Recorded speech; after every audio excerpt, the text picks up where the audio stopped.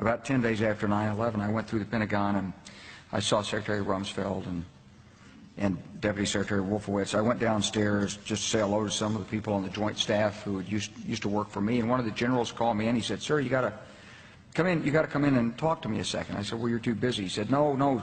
He says, "We've made the decision. We're going to war with Iraq." This was on or about the 20th of September. I said, "We're going to war with Iraq. Why?" He said, "I don't know." He said, "I guess they don't know what else to do." So I said, "Well, did they find some information connecting Saddam to Al-Qaeda?" He said, No. He says, "There's nothing new that way. They've just made the decision to go to war with Iraq." He said, "I guess it's like we don't know what to do about terrorists, but we've got a good military and we can take down governments." And he said, "I guess if the only tool you have is a hammer, every problem has to look like a nail."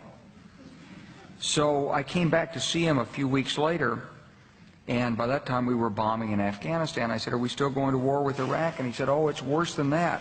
He said, he reached over on his desk, he picked up a piece of paper, he said, I just got this down from upstairs," meaning the Secretary of Defense's office, today, and he said, "This is a memo that describes how we're going to take out 7 countries in 5 years, starting with Iraq and then Syria, Lebanon, Libya, Somalia, Sudan, and finishing off Iran."